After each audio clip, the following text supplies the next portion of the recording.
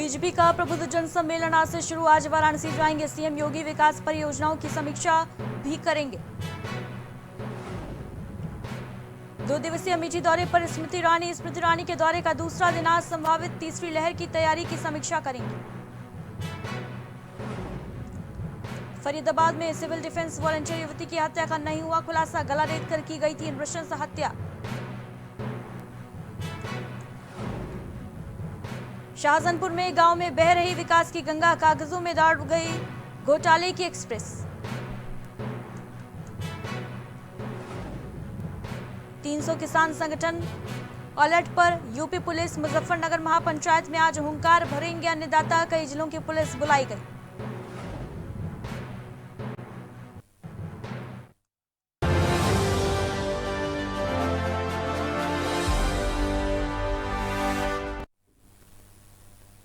नमस्कार, स्वागत है आपका। आप देख रहे हैं प्राइम टीवी। मैं हूं आपके साथ अदिति मिश्रा। रुक करेंगे उत्तर प्रदेश की खबरों की तरफ।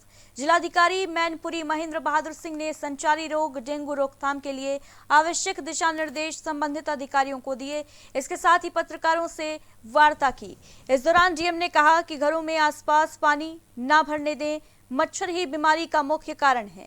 उन्होंने कहा कि गली मोहल्ले की सफाई पर विशेष ध्यान दें। डेंगू का मच्छर दिन में काटता है, ऐसे में फुल कपड़े पहने और सप्ताह में एक बार कूलर का पानी साफ कर सूखा कर इस्तेमाल करें। बरसात के मौसम में डेंगू फैलने की आशंका अधिक रहती है। उन्होंने मीडिया के माध्यम से लोगों को जागरूक रहने के लिए कहा। शासन के जो भी निर्देश हैं उन्हीं निर्देशों का कंप्लायंस करवाया जा रहा है।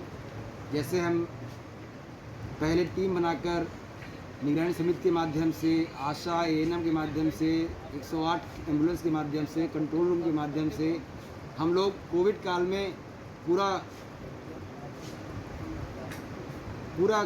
हम लोग प्रयास किए हैं। उसी प्रकार हम लोग ये जो वायरल फीवर है, कहीं कहीं डेंगू के केसेस भी जो शंकाएं हैं आ रही हैं, वहाँ हम लोग टेस्ट करवा रहे हैं। टेस्ट के उपरांत जो भी कार्रवाई वो अलग से कर रहे हैं। साथ ही साथ जहाँ भी हमें लोग फ़ोन कर रहे हैं, लोग कोई बात बता रहे हैं, सूचना दे रहे हैं। और अब खबर लखीमपुर खीरी से, जहां तहसील पलिया के गांव ऐठपुर का मामला है। यहां के निवासी ने करीब 20 साल पहले गांव के कुछ लोगों से जमीन खरीदी थी। उसने विक्रेता को तय रकम भी दे दी, लेकिन बैनामा नहीं कराया। इसके बाद विक्रेता पक्ष की नीयत बदल गई और उसको टरकाना शुरू कर दिया। युवती ने कानून का सहारा लिया और सरकारी कार्यालयों के चक्कर काटने शुरू कर दिए। देखते देखते करीब 20 साल गुजर गए, लेकिन कोई कार्रवाई नहीं हुई। वहीं नायब तहसीलदार प्रज्ञा अग्निहोत्री ने मामले की जांच करते हुए लेखपाल अरविंद को लेकर महिला के गांव जा पहुंची। नायब ने विक्रेता पक्ष से वार्ता की और उनको महिला के पक्ष में बैनामा करने को राजी करा लिया। बैनामा होने के बाद महिला ने नायब को दुआओं से नवाजते हुए कहा कि ऐसे अधिकारियों की वजह से आज न्याय जिंदा है।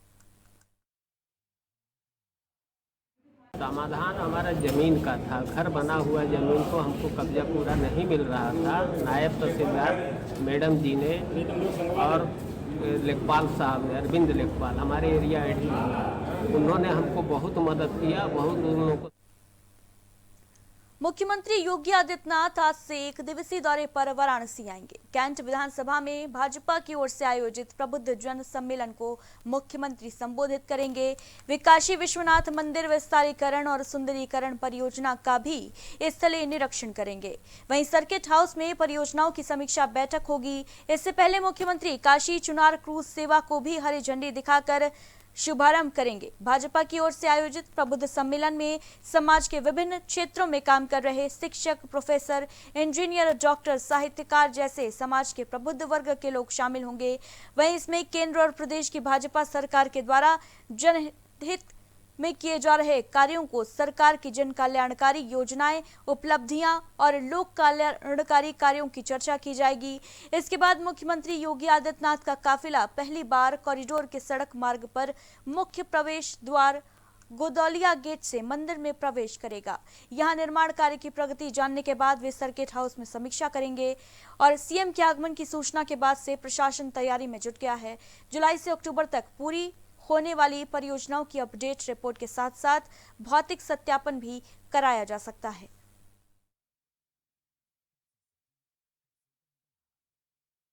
तो आज मुख्यमंत्री योगी आदित्यनाथ वाराणसी के दौरे पर रहेंगे। बताते चलें आपको कि आज से भारतीय जनता पार्टी का प्रबुद्ध जन सम्मेलन शुरू हो रहा है। ब्राह्मण वोट बैंक साधने की तैयारी में सभी पार्टियां उत्तर प्रदेश में जुटी हुई हैं। प्रबुद्ध वर्ग सम्मेलन चल रहे हैं और आज से भारतीय जनता पार्टी भी प्रबुद्ध वर्ग सम्मेलन की शुरुआत करेगी। मुख्यमंत्री योगी आदित्यनाथ वाराणसी में लोगों से संवाद करेंगे।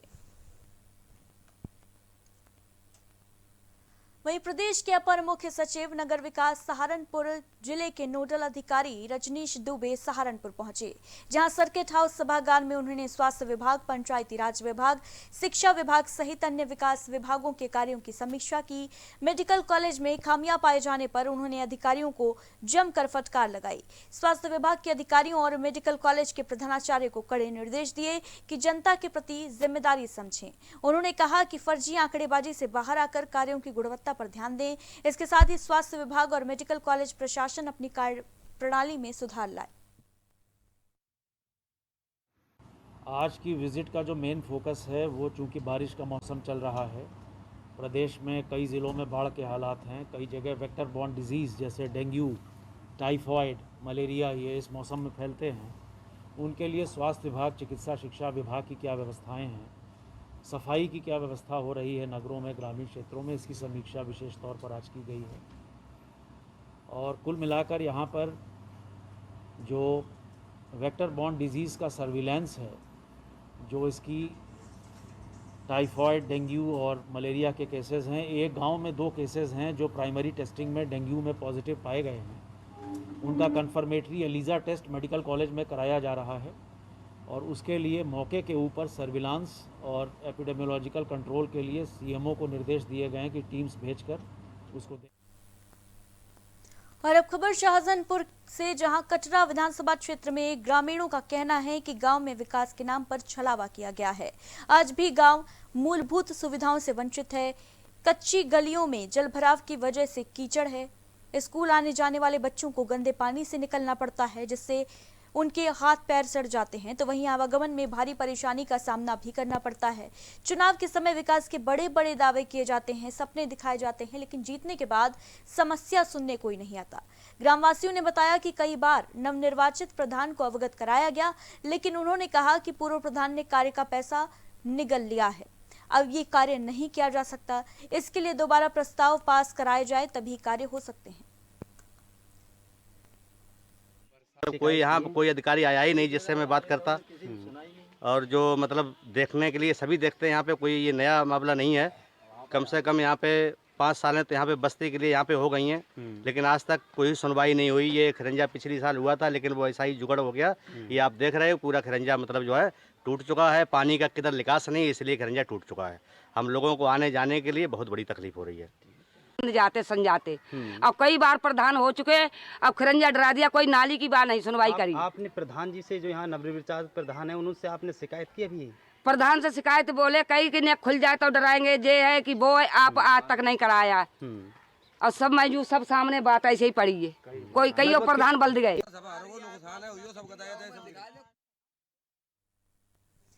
तो ये तस्वीरें शाहजहांपुर की, जो योगी सरकार के विकास के दावों की पोल खोलने के लिए काफी हैं।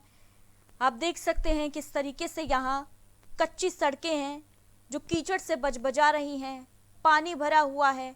आवागमन में लोगों को भारी दिक्कतों का सामना करना पड़ रहा है, लेकिन इनकी सुनवाई करने वाला कोई नहीं। अपने 2 दिवसीय दौरे पर अपने संसदीय क्षेत्र पहुंची केंद्रीय मंत्री स्मृति ईरानी ने 3 ऑक्सीजन प्लांट समेत कई योजनाओं का शिलान्यास और लोकार्पण किया। आज स्मृति ईरानी के अमेठी दौरे का दूसरा दिन है और दौरे के पहले दिन स्मृति ईरानी गौरीगंज के पूर्व विधायक दादा तेजभान सिंह और 2 अन्य भाजपा नेताओं के घर पहुंची। शोक संतप्त परिजनों से मिलकर संवेदनाएं व्यक्त की।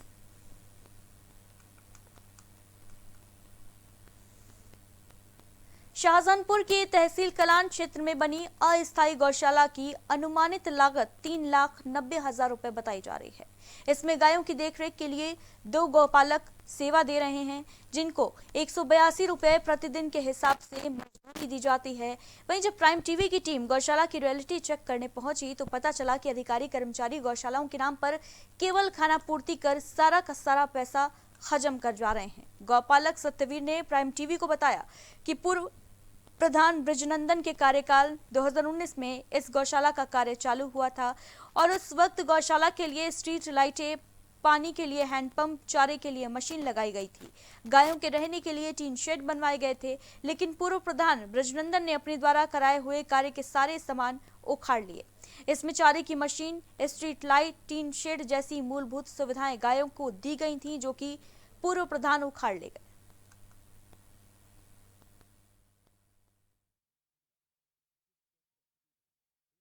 आप देखो वहीं जैसे व्यवस्था की जाती, सब आते खवाओ जाते। पहले वाले गाय आती सब चली गई, जब नए प्रधान ने जब तरफ वाल पालता हूँ। हम साहब हमारे पास जो भूसा आता है तो भूसा डालते हैं और चोकर आ जाता है, चोकर भी मिलाते हैं। हरा चारा आता नहीं। और पानी आने पिलाने के लिए नल भी बेकार हो गया है, उसमें समर पड़ी हुई है, समर के लिए कोई व्यवस्था नहीं हो पाई।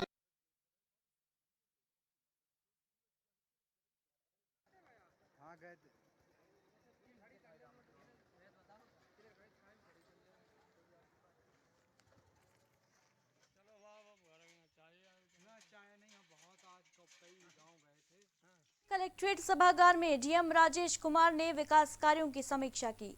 इस दौरान डीएम ने कहा कि जिन कार्यों का निर्माण करीब 70% पूरा हो गया है, उन्हें किसी भी हाल में अक्टूबर महीने में पूरा कर लिया जाए। डीएम ने कहा कि पूर्वांचल एक्सप्रेसवे और मंदुरी एयरपोर्ट का सभी आवश्यक कर्मियों को पूरा किया जाए। इसके लोकार्पण की तैयारी का निर्देश देते हुए शिलालेख के पत्थरों को पूरा करने के निर्देश दिए गए। डीएम ने कहा कि जिले में बन रहे सामुदायिक स्वास्थ्य केंद्र, पानी की टंकियां, पशु चिकित्सा केंद्र और गौ आश्रय स्थलों के निर्माण कार्य को पूरा कर हैंडओवर किया जाना सुनिश्चित करें। डीएम ने कहा कि बजट की कमी से कोई भी काम प्रभावित नहीं होना चाहिए। इस मौके पर सीडीओ आनंद कुमार शुक्ला सहित कई लोग मौजूद रहे।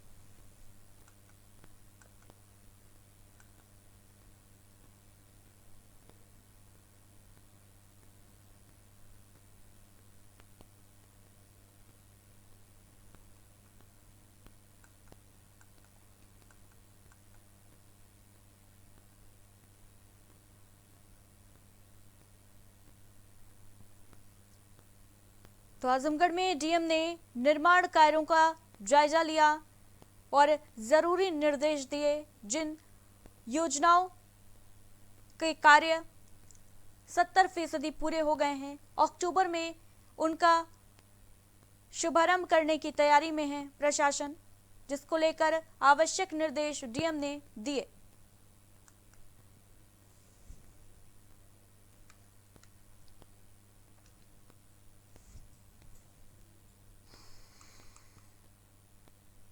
और अब बात करेंगे फरीदाबाद की, जहां युवती की नृशंस हत्या के मामले की गुत्थी सुलझने की बजाय और उलझ गई है।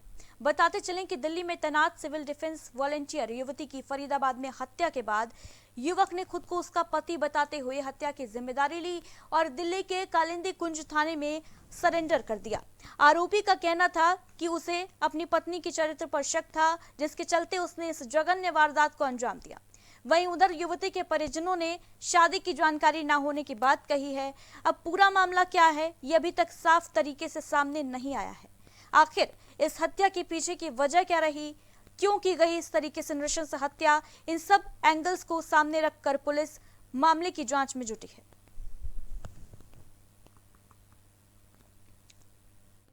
11 बजे जाती थी, 11 में 11:15 बज जा कर थे और शाम को 6 के और 8 के बीच में आते थे जी। कल मैंने इंतजार देखा 10-11 बजे तक लो, फिर जब नहीं आई तो फिर मैं एसडीएम ऑफिस गया।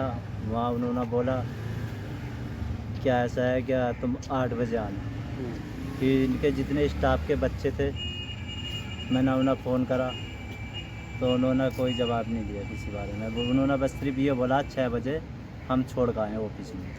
आज एमयूएन पाली रोड पर एक महिला की डेड बॉडी मिली। इस संबंध में थाना सूरजकुंड में 302 का मुकदमा दर्ज किया गया है। फरीदाबाद पुलिस को सूचना मिली थी दिल्ली पुलिस कालिंदी पुंज से कि उनके एरिया में एक डेड बॉडी, महिला की डेड बॉडी पड़ी हुई है। तो इस पर मौके पर जाकर डेड बॉडी को पाया। डेड बॉडी को पोस्टमार्टम के लिए बीके हॉस्पिटल पहुंचाया गया है। युवती के परिजनों को बुलाया गया है। उनके पिता की शिकायत पर मुकदमा दर्ज किया गया है।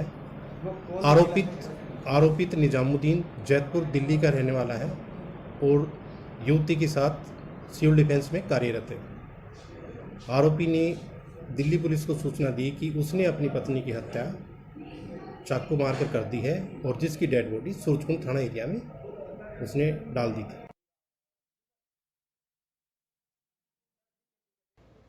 युवती की नृशंस से हत्या हाल ही में की गई थी, जिसके बाद हत्या की गुत्थी सुलझने के बजाय और अधिक उलझ गई है। मामले में अभी तक पूरा खुलासा नहीं हो पाया है कि हत्या के पीछे की वजह क्या रही।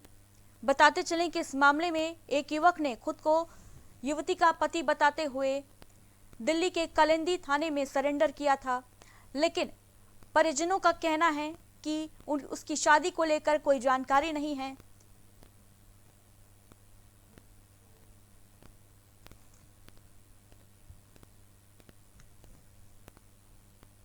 फरीदाबाद से ये दिल दहला देने वाला मामला सामने आया था, जिसमें बेहद नृशंस तरीके से एक युवती की हत्या कर उसके शव को फेंका गया था।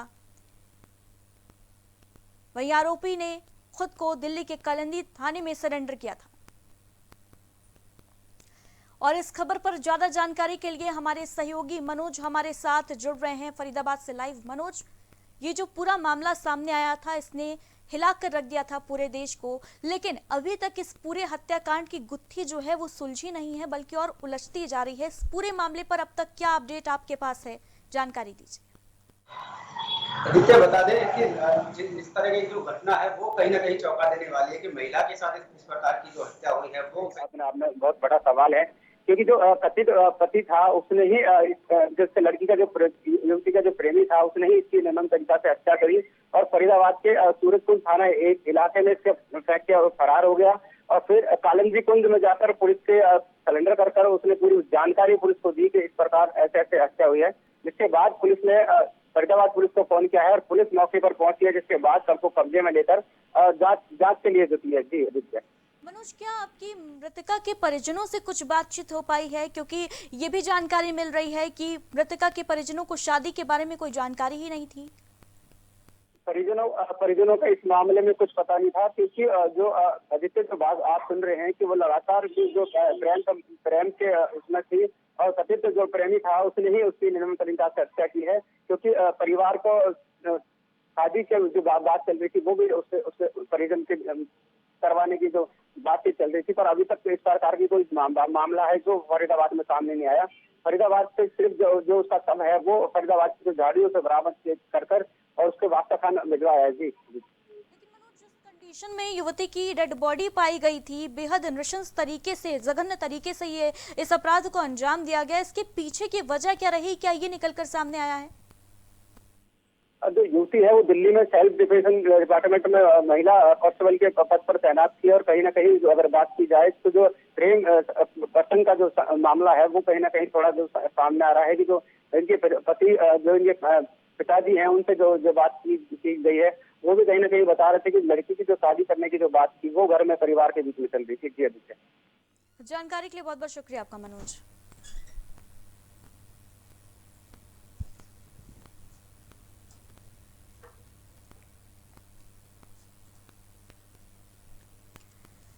तो फरीदाबाद से ये मामला सामने आया था, जहां एक युवती की नृशंस हत्या करने के बाद उसका शव फेंक दिया गया और आरोपी ने खुद को दिल्ली के कालिंदी थाने में सरेंडर किया था। लेकिन अब ये जानकारी सामने आ रही है कि युवती की शादी को लेकर परिजनों को कोई जानकारी नहीं थी, जिसके बाद इस हत्याकांड की गुत्थी एक बार फिर से उलझ गई है। बहरहाल पुलिस पूरे मामले की जांच पड़ताल कर रही है कि आखिर इस तरीके की जघन्य वारदात को कैसे अंजाम दिया गया, क्यों अंजाम दिया गया।